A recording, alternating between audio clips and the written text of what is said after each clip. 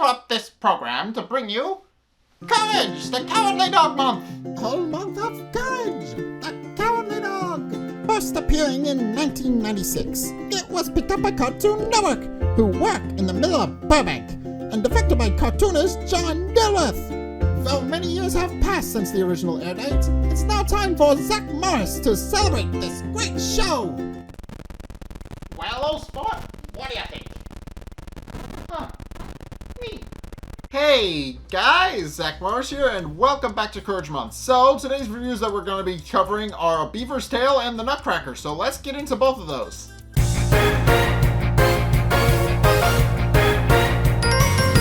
Okay, so this first episode of Beaver's Tale is very interesting in that the Beaver himself actually doesn't play a major role in the episode until the very end, but the episode, long story short, is about a dam that kind of just floods nowhere and Courage has to go find the source of the problem. The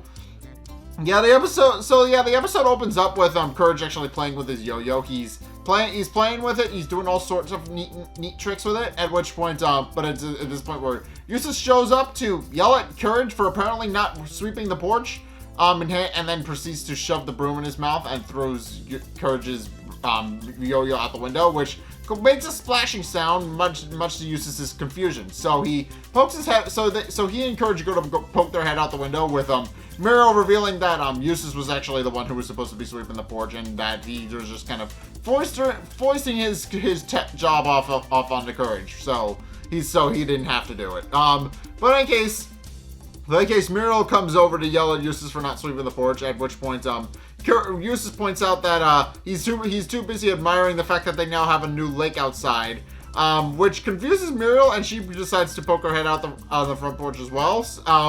And to their surprise, their entire yard is flooded, and they now have a lake. With Muriel being and they do eventually get dressed in their bathing suits and are curious as to Muriel's curious as to where the lake came from, but Eustace doesn't really care and decides to just declare the lake his own and starts calling it Lake Eustace.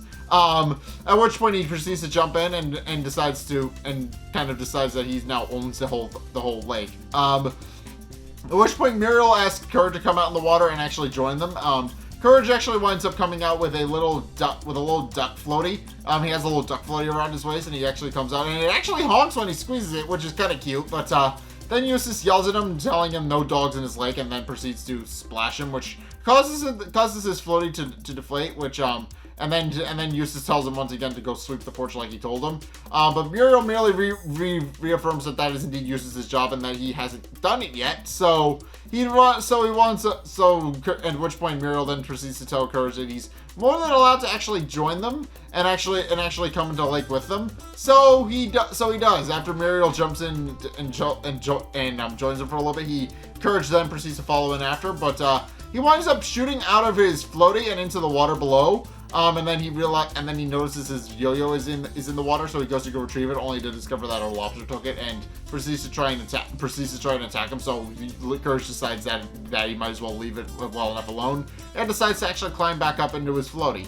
At which point Muriel shouts for Courage, saying that she needs his help with something.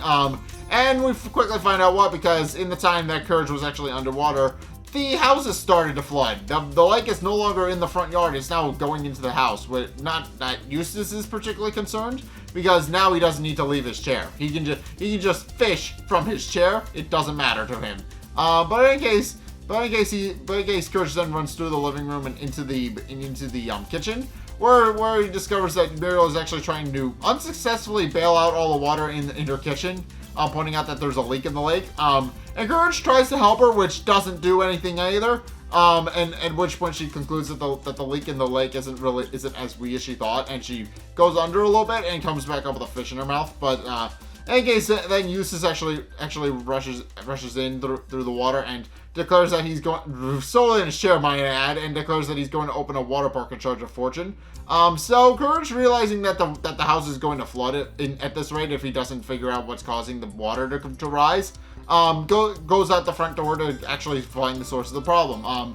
He winds up he winds up causing the house to flood even more because he opens the front door to actually go out, which doesn't make sense because it's a screen door and it should have just gone through the door anyway. But that's beside the point. In any case, after accidentally flooding the house, he actually proceeds to actually go out the front door, climbs in his pool floaty, grabs a floating spoon from the kitchen that kind of got washed out into the water, and then proceeds to paddle himself throughout the lake to actually find out what the source of the problem is. And as he's going, he quickly discovers that the whole town of Nowhere is flooded. He's quickly finding out that the town of Nowhere is flooded, and also he somehow manages to make his way all the way over to where the Statue of Liberty is, even though that is like miles away. But I mean, it's cartoon physics, but he does wind up running into the Statue of Liberty, and it's up to the Statue of Liberty's arm, which showcases that, which is just kind of a metric of how flooded everything is. At which point he runs into the orange bearded man who tells him what happened, and that the source of the flooding is actually the Nowhere River, which as he points out is likely flooding his banks because something has clogged it up. And then points Courage in the general direction and tells him where to go. But then remarks that he's not really worried because he managed to save a crazy straw that he can then use to propel himself like a motorboat. And then proceeds to stick it at the one end of the water, blow into the other end, and then proceeds to go on his merry way because he just blows himself off. At which point Courage decides to take the man's advice and actually follows the direction that he pointed him in, and eventually discovers a dam. Of which he discovers is that which Courage believes is actually the source of the flooding, but to actually conclude it, he actually decides to actually climb up the dam, and in the process, he actually starts hearing a rhythmic slapping coming from the top of the dam. So he winds up climbing his way up and discovers a beaver, who, as I mentioned, was kind of a minor character in the latter half of this episode, but the beaver is revealed to be the one building the dam, and when Courage looks over the other side, he discovers that the Nowhere River is completely dry on the other side. So Courage realizes something is up, and because he doesn't fully understand why the beaver is doing what he does, Courage tries to question him using his usual babble talk, but the beaver eventually just gets annoyed with Courage, flattens him with his tail, and then kicks him over the side into the water below. At which point Courage then proceeds to climb back up onto the dam and tries to actually punch and kick a hole into it. He tries biting it, he tries punching it with his fist, but he only winds up hurting himself. And then remembering that Muriel is actually staying at home and believing that she's actually going to drown. And he's not completely wrong about that because we actually do get little cutaways to what's going on back at that back farmhouse. And long story short, it manages to get up to the bedroom and then later the roof while Courage is gone. And also there's a bit of Eustace trying to eat a lobster raw, which only results in him getting pinched by it, but which is kind of funny. But in any case, with that little aside done, Courage then tries to actually pull his floaty out of the water, which winds up getting bitten by the lobster that he saw earlier that stole his yo-yo. And Courage, after managing to get the yo-yo free from the lobster and actually smacking the lobster in the side of the dam so it'll let go, Courage then proceeds to pick up his yo-yo and is about to punch a hole in the dam with it, but then the beaver pours concrete on Courage's head and Courage winds up getting entombed within it. And then the beaver, thinking that that's the end of that, then proceeds to go back to his construction. But as it turns out, no, because Courage's arm with the yo-yo on it is actually free enough that he can actually manage to punch a hole in the wall, and he starts doing that. He starts storing his yo-yo at the dam, and actually manages to punch a couple of holes in it, but then it winds up getting stuck in a pipe, and Courage unwittingly tries to pull it free. And the process actually creates a bit of a rhythmic pulling sound that the beaver winds up liking. And actually starts playing along with it as well. Before actually climbing down to investigate, only to discover that the lobster in revenge against Courage has actually stuck a stick of dynamite in the block of concrete and is in the process of blowing him up. And the beaver's too late to do anything, and they both wind up getting full blast of it, with Courage kind of laughing in pain a little bit, like he comically does, and then proceeding to actually successfully pull his yo-yo free. At which point the beaver decides to actually point out that Courage actually has some pretty sick playing skills, And Courage notes it as well, pointing out that he's actually pretty good as well. But the Beaver immediately tells him that he's not as good as Courage is claiming him to be, pointing out that apparently, according to a Viewmaster presentation that he apparently has at the ready, if you remember those I don't think they've been around since VR days, but since VR became a thing. But yeah, Viewmasters are old, and this guy just has one at the ready. But he pulls one out, and it's revealed via the Viewmaster presentation that his dad didn't want him actually working on his music, and then proceeded to chew up his drums and then give him a shovel and make him work in construction, which the Beaver remarks is just life, and that's kind of just tough. But Courage doesn't really want the Beaver to give up on his dream just like that. So what he starts doing in an effort to actually get the Beaver to actually give up on being a construction man, actually starts playing his yo-yo like a string. Like playing the string on his yo-yo like an instrument, which he does kind of play a little bit as like a guitar kind of thing, which the Beaver winds up liking, despite being in denial about the fact that he doesn't think he's good at it. The Beaver actually winds up covering his ears, but then eventually does wind up playing along with Courage's playing. And after realizing that he is indeed good at the whole playing thing, he decides to actually give up on construction entirely and throws his hard hat into the ocean. At which point he and Courage then proceeds to start jamming out, and in the process, the Beaver slapping his tail on the floor of the dam actually causes the dam to start collapsing and breaking apart, which causes the water from the Nowhere River to actually rush back into the river and start filling it up, which causes the massive lake that's been filling Nowhere to actually drain back into the river. At which point Eustace and Muriel note that the lake is actually draining, and that Courage seems to have solved the problem, and merely remarks that he's such a handy dog, with Eustace just grumbling to himself. And then later that night, Courage and the Beaver actually wind up playing a band together, and both Eustace and Muriel, as well as the Beaver's parents, actually show up to actually go and watch. Although Eustace and the Beaver's dad aren't too particularly happy about it. And then also the lobster wound up getting the Viewmaster and wound up playing with it, because Courage and the Beaver wound up tossing it into the ocean where the lobster got it. But in any case, yeah, this episode is interesting in that.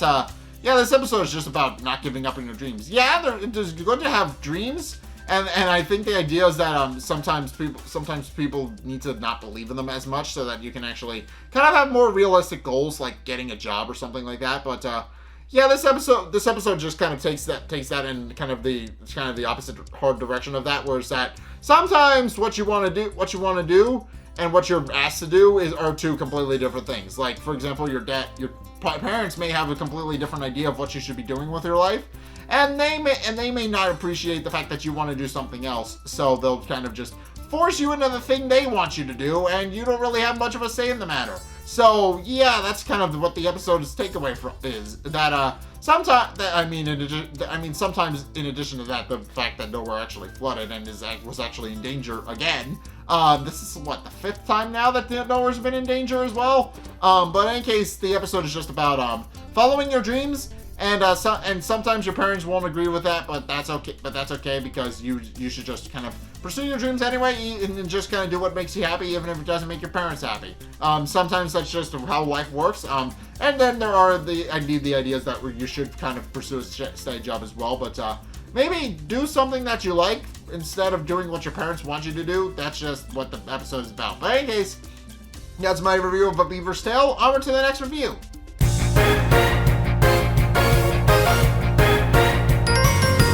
Okay, so this episode, The Nutcracker, is actually a really, really fun episode because A, it's about Courage using a Nutcracker to actually face off against some junkyard rats.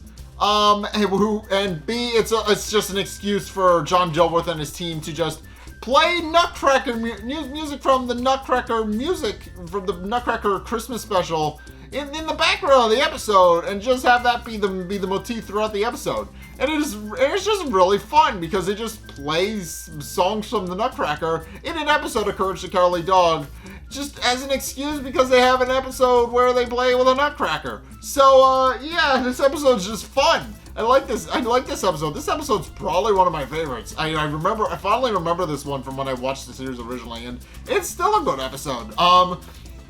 But in case, yeah, it starts off with, the Bags actually going to go visit a junkyard and are actually rooting around for junk. So Muriel actually remarks that it's actually better at shopping, and Eustace agrees because it's free shopping, as it were. They're actually just kind of going through a bunch of trash piles to actually find some stuff that they can bring home. At one point they're actually going to, Muriel is actually going through, finds a jewelry box and she blows on it, which to actually clear off some of the dust, and it winds up breaking and collapsing, which she realizes is probably why it was in the junkyard to begin with. While Eustace actually finds a bugle with a putter in it, a golf putter, and he winds up blowing into it, which results in the golf putter going up in the sky and hitting him on the head. Meanwhile, Muriel actually finds Courage a teddy bear to play with, which he's happy about initially until the head falls off, and that's the end of that. He doesn't want the teddy bear anymore. At which point, Eustace winds up finding an antique Nutcracker and tossing it aside.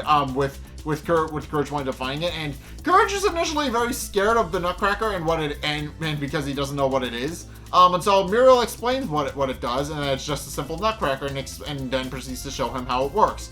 And after realizing that there's nothing to be scared of, he just starts playing with it like it's a toy. But then he winds up closing his own nose in it and winds up hurting himself. So yeah. Meanwhile, Eustace has since found a thing that he wants. He's pulling out a rope to actually get at something, and it's revealed to be a stuffed moose head on a plaque, which winds up falling off the junk pile and getting stuck on Eustace's own head. So he winds up having that stuck on his head as well, and he winds up getting stuck with it for the first half of the episode. At which point, Courage decides to take his new Nutcracker alongside his teddy bear that kind of got decapitated, and also a robot Randy toy that he found. And actually starts playing tea with it. When suddenly a garbage truck shows up and dumps a bunch of trash on top of Courage's head, and then leaves and closes the gate behind it. So Courage and the Bags wind up getting stuck there, so they're unable to actually leave. Which they're not particularly concerned about. Courage tries to inform them that they're now stuck in there, but Muriel is too busy playing dress up with some rotting clothes to care, and Eustace has his setup more or less. He has a TV that he sets up and a chair that he sits down in, and he remarks that it's great reception even though he can't currently see. And he also winds up brushing the moose head's teeth with a brush, with him just remarking how impressive that is, and he's just kind of fascinated by it. By a case, night then begins to settle, and then it becomes apparent that the junkyard is not a very safe place to be, because suddenly two rats show up who are referred to as the dancing rats in the actual wiki, which is apt because that's what they do throughout the episode. So Eustace, Muriel, and Courage aren't initially aware that they're there at first. Courage and Muriel are actually going through some stuff when the rats suddenly start attacking them, and then Eustace suddenly disappears and his moose head is just left behind, and they have no idea what happened to him. At which point Courage realizes that they're going to come after Muriel, so he picks her up and carries her away. And we quickly find out that the rats are actually dancing to the tune of the Nutcracker songs that are playing in the background. They're actually bounding around. They're actually dancing, as their name implies. Which, as terrifying as they are, Muriel can't help but admire their craft and admire how cute they are, despite the danger that they put themselves in. But in any case, they proceed to run away from. It's generous since the rats aren't really chasing after them. They're more so dancing after them. But in any case, they run away from the rats, who then proceed to place a trap in the middle of the path, and a mousetrap that they actually can't get past. And Courage, remembering he has the Nutcracker, actually throws out the mousetrap to set it off, and he winds up walking over it safely and winds up picking up the Nutcracker and keep going. While the rats kind of complain about the fact that they weren't able to catch their meal and continue trying again. At which point one of the rats actually winds up setting down a piece of flypaper, which D-Lung is somehow got stuck in. Apparently he's here for whatever reason. Courage tries to back away, but then the other rat starts dropping trash on them, and also at one point winds up climbing inside the car that he winds up throwing overboard and follows them down. So Courage winds up running away from him and actually uses D-Lung to get across the flypaper, which with D-Lung actually just hollering his catchphrase at them to watch where you're going, you fool. At which point they proceed to continue running. With the rat slowly chasing after Courage and him having to just kind of evade them at every turn. He eventually winds up at the fence, but quickly finds out that he can't climb over. So he starts digging a hole to actually get under the fence, but the rats for whatever reason are already in there, so he decides to give up on that and picks Muriel up and leave and just keeps running. And eventually they wind up in a tire stack with Courage thinking that it's safe temporarily. He actually stops because he thinks the rats are no longer chasing him. But then he discovers that at some point the rats have actually replaced Muriel with a stack of tires in her likeness. And they fall on top of Courage, and Courage makes a very literal rats joke. He just kind of complains about it by saying rats. And then proceeds to sniff around to actually go and try and find Muriel. And what he actually while he initially pokes into a cabin with a girl screaming at him, I don't fully understand why she's there. I think she's a ghost or something, but Courage then proceeds to close the cabinet, and eventually he hears Eustace and Muriel screaming, so he investigates a giant trash pile, and after using the Nutcracker as a periscope, he winds up looking over the trash pile and discovers that the rats are setting up to cook Eustace and Muriel in a pot and are actually preparing a dining set for food. Courage, realizing he actually has to get up there and go save Eustace and Muriel, actually winds up using the Nutcracker to climb up the trash pile, and eventually he does make it to the top, but winds up falling over the other side and winds up landing on the rat's table, and also in the process, he winds up breaking a record player, which is revealed to have been the source of the Nutcracker music throughout the episode, which is really funny. It is a really funny visual gag. It's this media aesthetics thing, and most people probably won't understand what the joke is. But long story short, it's this disconnected sound that plays throughout the episode, and then it winds up being a very literal sound in the episode. So it winds up being funny. And also in the process, when Courage lands, his Nutcracker winds up landing in the pot of soup that Eustace and Muriel are actually sitting in. And he actually goes to retrieve it. But then the rats actually fix the record player, and the two will proceed to face off against Courage, with Courage realizing he can actually beat them at their own game, and actually gets into a dance competition with them. He starts doing Nutcracker dance. He starts doing ballet dances against the rats, which the rats find impressive, and he actually does wind up beating him that way by actually dancing around them and making them and kind of beating them at their own game, and then knocking down all of the trash piles so that they actually land on top of the rats and actually winds up defeating them that way. At which point, and then Courage uses his Nutcracker to actually free Eustace and Muriel, but shortly after defeating them. And Muriel actually thanks Courage for saving them, but Eustace actually decides to actually put the Nutcracker fruit through a testing phase by actually having it bite down on a walnut to actually break it open. But it's discovered that ironically enough, this episode has showcased that the Nutcracker is able to do a whole bunch of nutty things. It's been so useful throughout the episode, but the second Eustace tries to actually use it for its actual purpose, the Nutcracker breaks.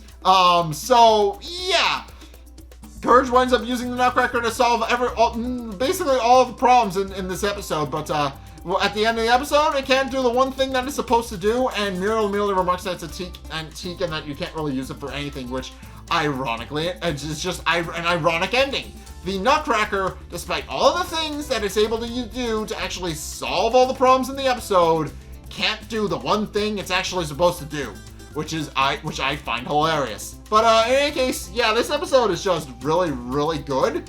So again, this episode is mainly a you need to watch it kind of episode, because I kind of did my best to explain it, but it's one of those episodes you really need to watch, because a lot of it is visual stuff, and audio stuff. A lot of it is about the ballet, the Nutcracker ballet music that plays in the background, and the rats doing ballet dances in the episode. That is what the main draw of the episode is, and it's really one of those that you need to actually go watch for yourself, and I very much encourage you to go do that. But, in any case, that's my review of Courage the Cowardly Dog. What did you guys think? Let's get a discussion going in the comment section down below, or over on my Discord server, link in the description. Anyway, thank you guys so much for watching.